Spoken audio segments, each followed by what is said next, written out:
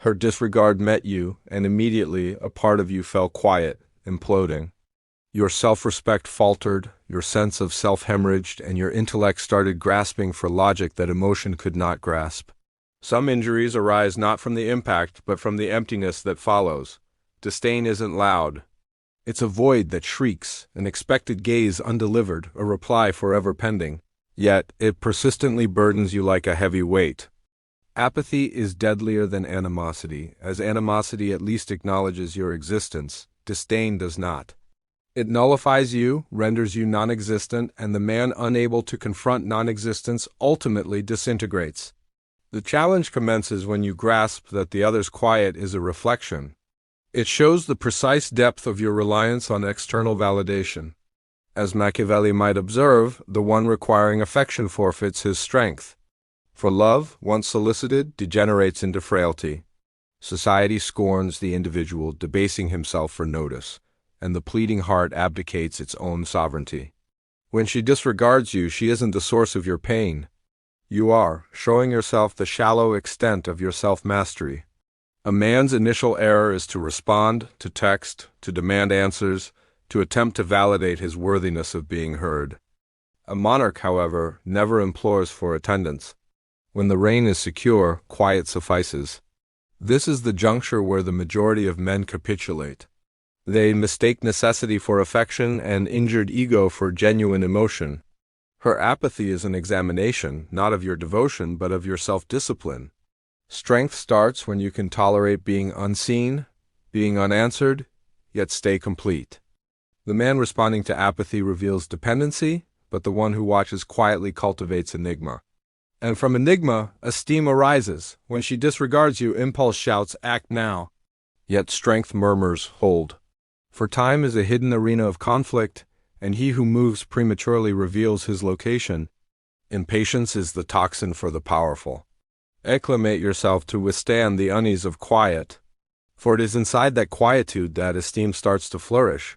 Quiet is the camouflage of sovereigns. It bewilders, neutralizes, and shifts disdain into doubt. When words are withheld, all possibilities are conceived, and the imagined invariably wields greater influence than the articulated. The man commanding stillness directs the scene without ever gracing it. This is the craft of ruling emotions. This isn't ignoring from arrogance, but comprehending the value of your own resonance. If your company was formerly a present, your withdrawal will serve as a prompt. The woman who felt she was in command will start to question the authority she assumed. And uncertainty is the kernel of reconsideration, the initial flicker of a turnaround. Machiavelli instructed that a ruler must seem unbothered even in betrayal. This precise rule governs the man met with disdain. The one who stays composed rules. The one who reveals need submits.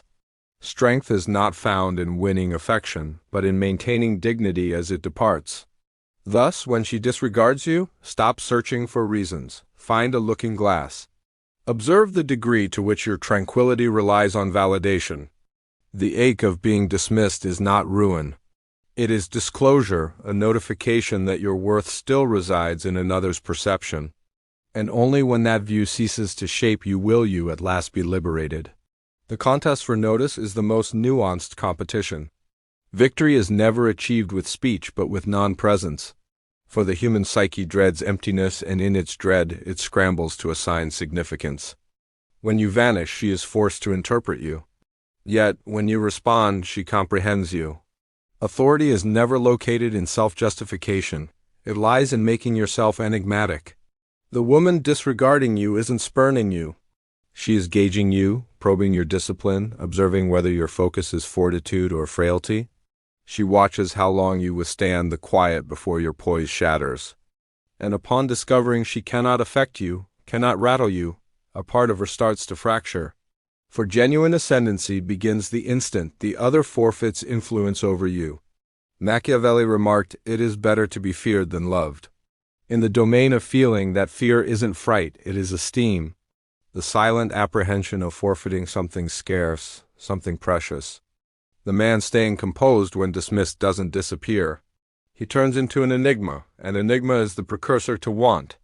It is the aroma of those who wield influence. For mystery isn't fabricated, it is preserved via self-control. Responding is an admission. It declares you rule me, yet quiet. Quiet states I select the time. Strength conceals itself in the interval.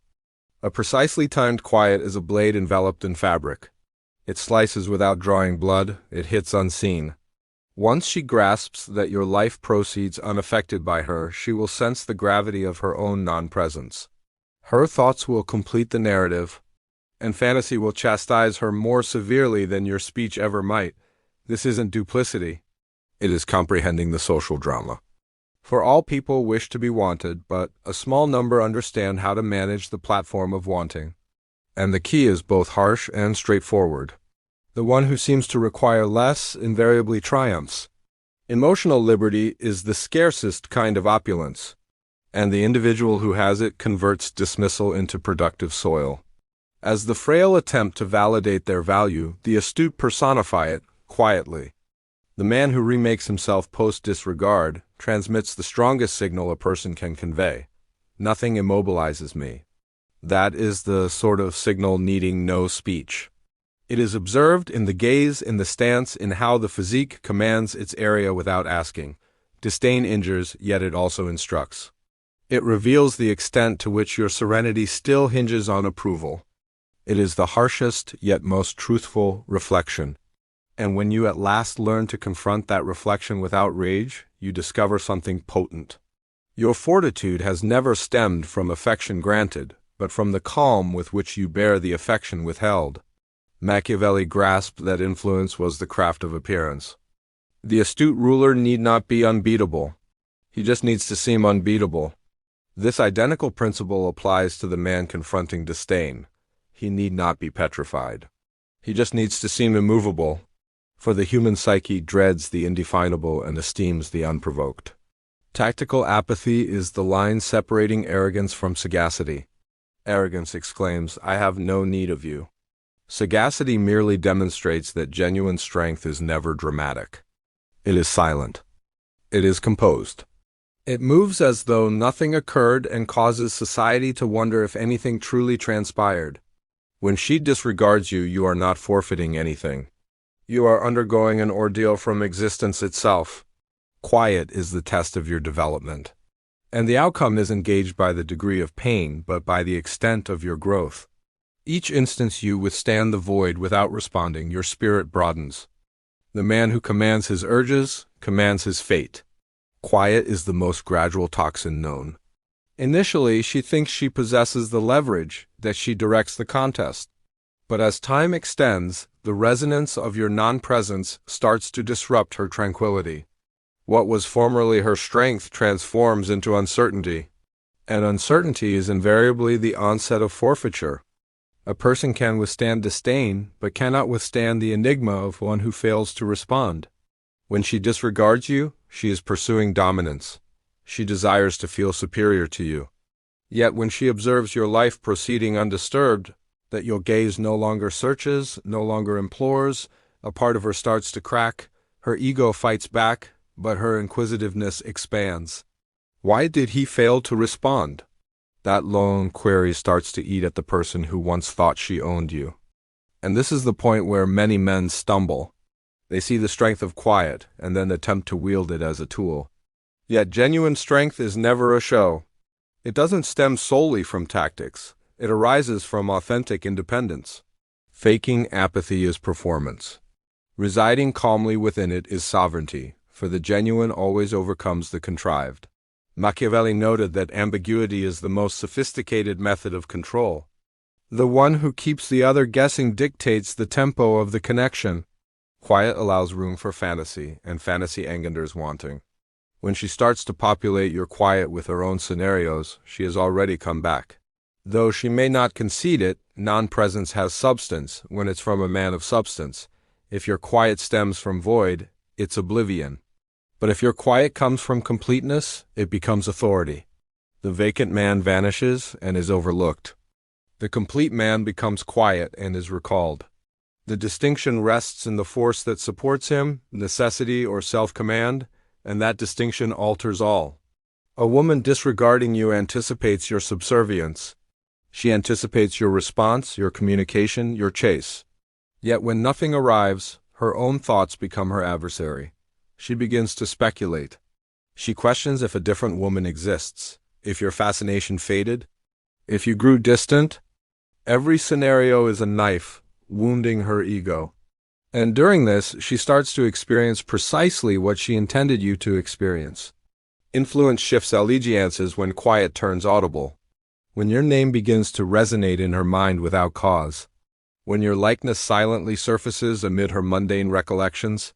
The man educated in non-reaction transforms into an unseen force. He refrains from pursuit. Still, he is ubiquitous. In her thoughts, in her quietude, and in the void she cannot seem to occupy. Machiavelli would assert a shrewd leader never squanders a disloyalty. He analyzes it, he employs it as instruction.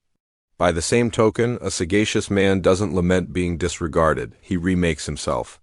Disdain is a harsh instructor, yet also an equitable one. It exposes what affection attempts to conceal. That genuine strength arises from autonomy, from requiring no spectators to feel complete. Liberty commences the instant you cease vying for notice. Quiet becomes your confederate, not your penalty. It is inside quietude that the intellect fortifies, and perception starts to look past conceit. The man who grasps this gains immunity, for he ceases to pursue victory in the contest. He merely acclimates to watching the field, and in that quietude the contest starts to shift. The influence she formerly held begins to dissipate. The identical quiet she wielded against you reverts to her as a mirror image. At present she is the individual experiencing the void. At present she is the individual seeking indications. The man who comprehends time's essence never genuinely fails. He just alters his location on the grid. The man who masters enduring quiet becomes his own sovereign. He grasps that actual command isn't in being recalled, but in not requiring it. When your value ceases to hinge on someone's attendance, you transform into a stronghold. And no dismissal can breach the ramparts of your awareness. Disregarding a person can be a defensive move. Yet staying quiet when provoked is a move of expertise. It is the action of a man already aware that real strength doesn't yell. It observes, it analyzes, it holds. As others respond to emotional fervor, the astute move based on tactical temperature. Some misinterpret quiet as frailty. But quiet is not the lack of a reply. It is the selection of terrain. The calm between urge and logic. The exact location where the naive fail and the sagacious persist. Machiavelli might term this the craft of allowing the adversary to overspeak. For the one who talks incessantly invariably exposes their feelings. When disregarded, impulse calls for a response. Ego demands retribution. But the higher mind requests just one item, separation. For anywhere noise exists, duplicity exists. And anywhere duplicity exists, there is an expenditure of vitality. Mastering stillness amidst turmoil is the most refined method of triumph. Conquering without conflict, detachment is not cruelty. It is lucidity. It is the exact instant you grasp that affection doesn't equate to pleading for attendance.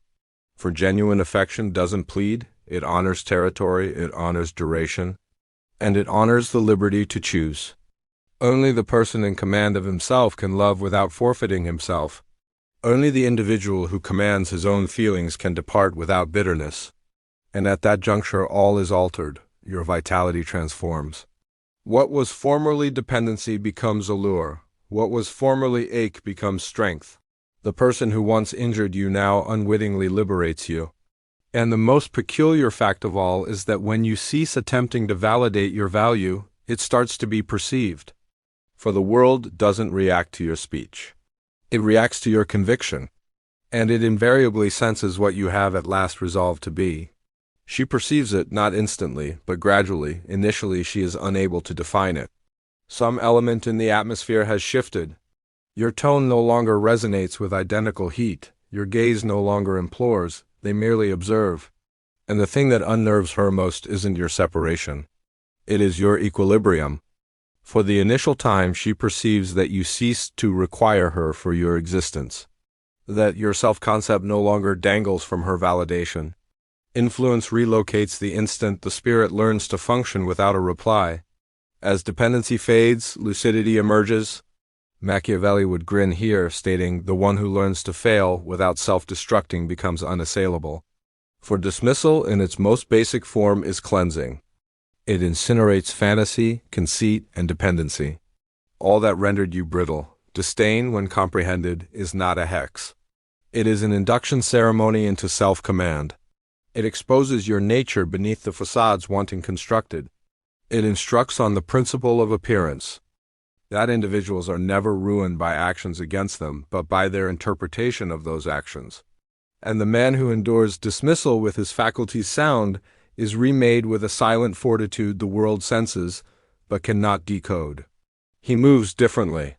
He ceases to act, for the arena of conflict has shifted from the external realm to the internal one. And in that place he has already triumphed. The true triumph is never in reclaiming her.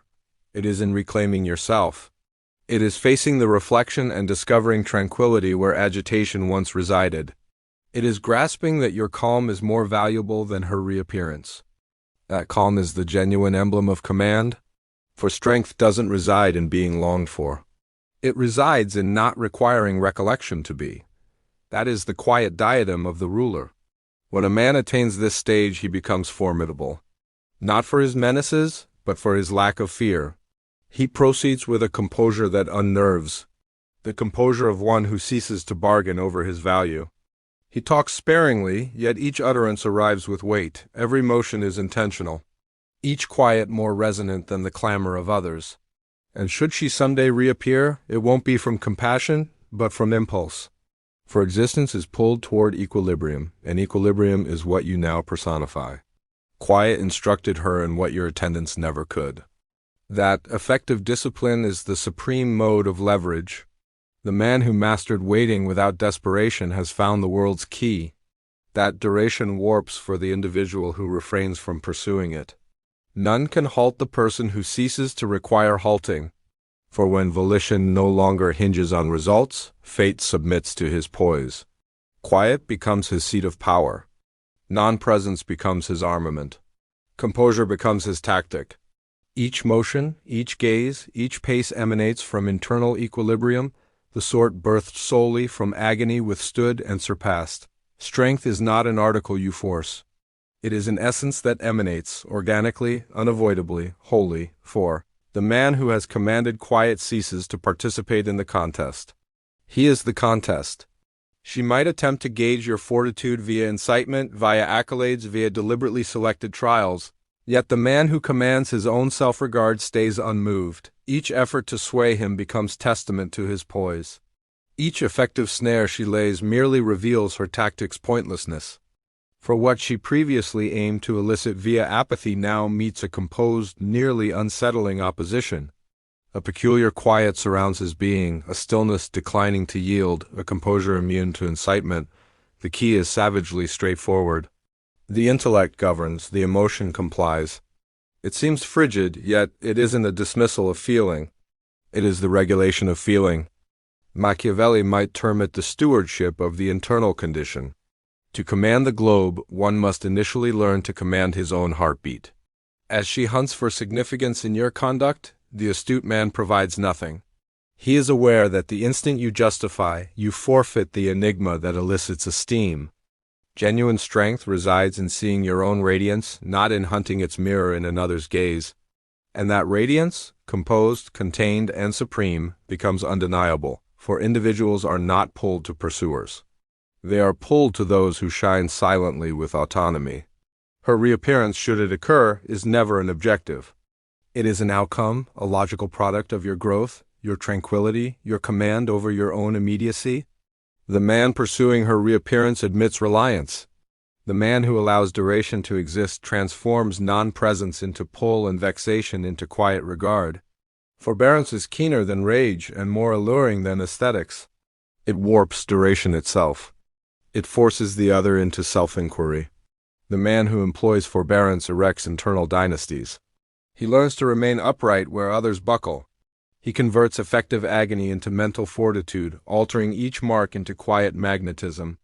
He gains strength via hardship and sparks interest without motion, without sound, without effort. What formerly seemed like frailty shows itself as tactics, and what formerly sensed as void becomes productive soil, a place where beingness anchors and quiet leverage gently blossoms. For strength in its supreme iteration never proclaims itself. It emanates via self-control, it conveys through poise. Ultimately, the instruction clarifies. The contest was never focused on her.